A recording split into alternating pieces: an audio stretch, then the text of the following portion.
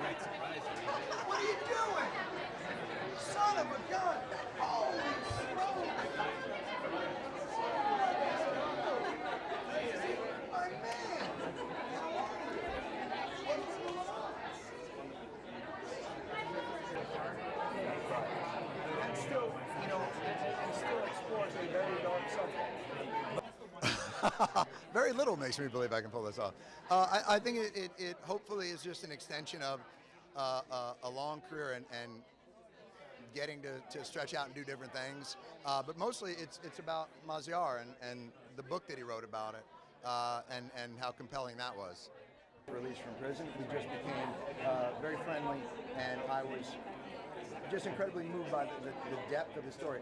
I think just becoming friendly with Maziar after he was released from prison, we used to just meet in New York and have breakfast, and we would talk about the book and talk about our families. And when I read the book, the level of emotion and complexity and everything that was in there, but also the humor that he was able to keep when he was imprisoned, just it kind of struck me. I'm going to tell a guy whose hips swivel like that guy's hips. Journalism has expanded now with technology and bloggers and activists and everybody, and regimes in the West, in the East, in America are finding different levers of power to try and stifle it.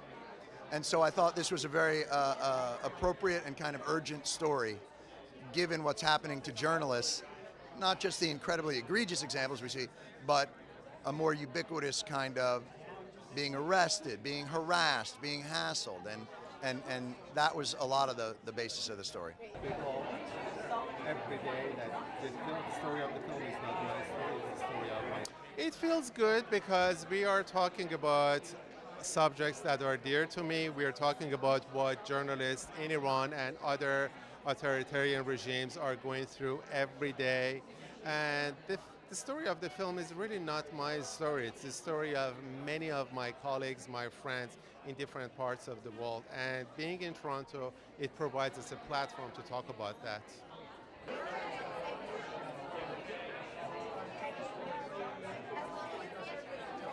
It is set on a specific